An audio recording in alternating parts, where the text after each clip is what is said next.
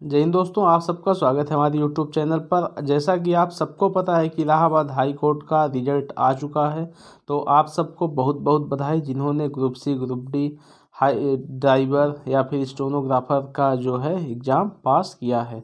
इसके पश्चात इसमें क्या है कि ग्रुप डी के लिए सेकंड स्टेज की परीक्षा कब होगी, हिंदी और इंग्लिश में टाइपिंग कब होगी और कितने गुना बच्चे पास हुए हैं, कट ऑफ कितना आएगा, इन सभी चीज़ों के बारे में हम इस वीडियो में बात करेंगे। तो सबसे पहले मैं आपको दिखाता हूँ कि कितने गुना बच्चे जो है इसमें पास हुए हैं।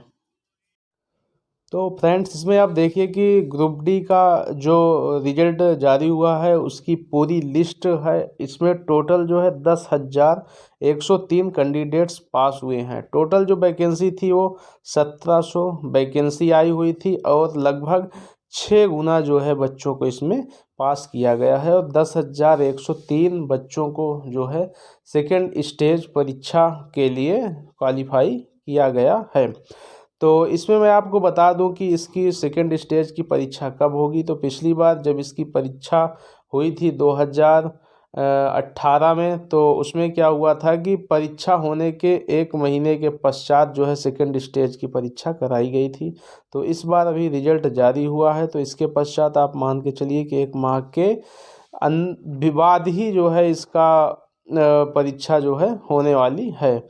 तो इसमें आप मान के चलिए कि 20 फरवरी के बाद ही इसका जो है सेकंड स्टेज का पेपर होगा।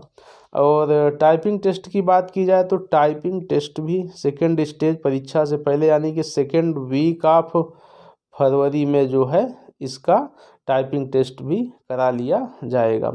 कट ऑफ की बात की जाए तो कट ऑफ की अभी कोई सटीक जानकारी नहीं मिली हुई है। इसमें जो है कमेंट वगैरह देखने के पश्चात जो जानकारी मिली है, तो उसमें मैं आपको बता दूं कि सभी कैटेगरीज का कट ऑफ जो है वो 70+ कट ऑफ आया हुआ है।